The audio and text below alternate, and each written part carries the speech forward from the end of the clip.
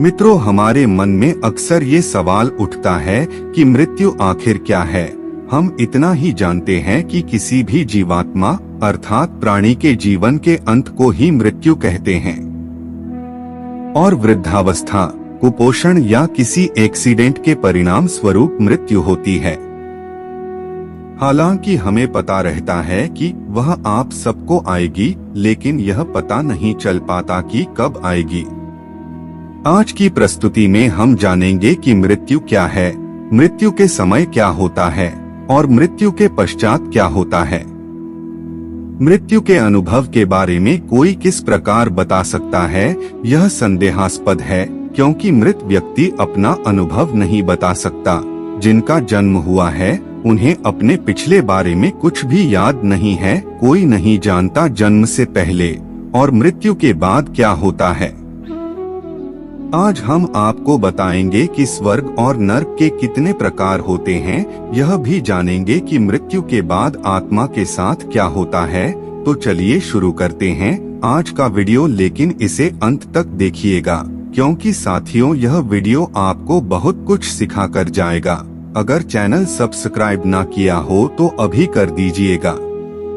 दोस्तों, हमारी मृत्यु एक ऐसा सत्य है जिसे चाहते हुए भी कोई नहीं टाल सकता। आपने देखा होगा कि हिंदू धर्म में जब भी कोई व्यक्ति इस दुनिया को छोड़कर जाता है तो उसके शव का अंतिम संस्कार कर दिया जाता है, यानी कि जला दिया जाता है। लेकिन क्या आपने कभी सोचा है कि अंतिम संस्कार के बाद उस मृत आत्मा के साथ क्या क्या घटित होता है। गरुड़ पुराण में यह बताया गया है कि मृत्यु के बाद आत्मा हमारे शरीर को छोड़ती है तो ज्योति के आकार की एक छोटी सी चीज हमारे शरीर से बाहर निकलती है, उसे ही आत्मा कहा जाता है।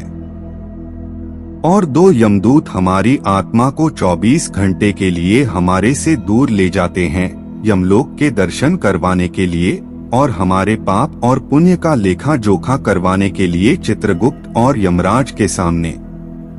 इसके बाद यमदूत आत्मा को वापस उसके घर छोड़ देते हैं और 13 दिनों तक आत्मा अपने परिजनों के बीच रहती है, यानी कि 13वीं तक आत्मा अपने सगे संबंधियों के साथ रहती है और उसके बाद यमलोक के लिए रवाना हो जाती है। किसी भी आत्मा को 3 अलग अलग मार्ग दिखाए जाते हैं। अब इनमें से किस मार्ग पर आत्मा को भेजा जाएगा, यह उसके जीवन में किए गए कर्मों पर ही आधारित होता है। मित्रों, आत्मा को दिखाया गया पहला मार्ग होता है अर्ची मार्ग, जिन लोक की यात्रा का मार्ग माना जाता है। दूसरा मार्ग धूम मार्ग होता है, जिसे पितरों का मार्ग बताया गया है। और तीसरा मार्ग उत्पत्ति विनाश मार्ग होता है, जिसे नर्क मार्ग भी कहते हैं। अपने पाप और पुण्य को निर्धारित समय तक भोगने के बाद आत्मा को फिर से नया शरीर मिलता है। लेकिन मृत्यु के बाद जीवात्मा को यमलोक की बड़ी दुखदायी बाधाओं का सामना करना पड़ता है। इन्हीं बातों में से एक है यमलोक के मार्ग पर पड़ने वाली वैतरणी नदी। ऐसा माना जाता है पुण्यात्मा तो इस नदी को बड़ी ही आसानी से पार कर लेती है, लेकिन पापात्मा यानी वो आत्मा जिसने अपने जीवन में केवल पाप ही पाप किए हैं, इस नदी में बुरी तरह प्रताड़ित होती रहती हैं। भगवान श्री हरि विष्णु स्वयं बोलते हैं कि जो भी पाप आत्मा इस नदी में प्रवेश करती है वह रक्त रूपी जल पात्र में रखे घी की तरह खोली जाती है। इस नदी का रक्त रूपी भयंकर कीटाणु नुकीले दांतों वाली मछलियों और सांप, बिच्छू, घड़ियाल जैसे कई मांस भक्षी जीवों से भरा रहता है। जैसे ही पाप आत्मा नदी में प्रवेश करती है तो 12 सूर्य की गर्मी वाले धधकते लावा जैसे पानी में डूबी रहती है। यह ध्यान रहे कि यह कोई शरीर नहीं है, केवल जीव की आत्मा है जो कभी नहीं मरती है। अपने पापों के कारण 12 सूर्य की गर्मी वाले इस महाता में आत्मा झटपटाती रहती है, रोती रहती है, चिल्लाती रहती है, अपने पाप कर्मों को याद करती है, लेकिन जब उससे बर्दाश्त नहीं होता तो बाहर निकलना चाहती है, लेकिन बाहर नहीं निकल पाती है और उबले हुए लावे जैसे जल में डुबकी लगा दी रहती है। मित्रों, जिन लोगों ने अपने जीवन में पाप कर्म किए होते हैं उन्हें नर्क भेजा जाता है। जो अच्छे कर्म करते हैं उन्हें स्वर्ग की प्राप्ति होती है। और गरुड़ पुराण में यह बताया गया है कि जिन आत्माओं को स्वर्ग में स्थान मिलता है उन्हें यमराज स्वयं अपने भवन से स्वर्ग के द्वार तक छोड़ने जाते हैं। वहां अप्सराएं उनका स्वागत करती है और वो लोग सिर्फ अपने बारे में सोचते हैं, जीवन भर किसी का भी हित नहीं करते हैं, उन्हें नर्क में स्थान मिलता है। अब हम आपको बताते हैं नरकों के प्रकार की नर्क कितने प्रकार के होते हैं। पहला नर्क तमिश्रम नर्क होता है। यह उन लोगों को जगह मिलती है जिन्होंने अपने जीवन में दूसरों की संपत्ति हड़प ली होती है।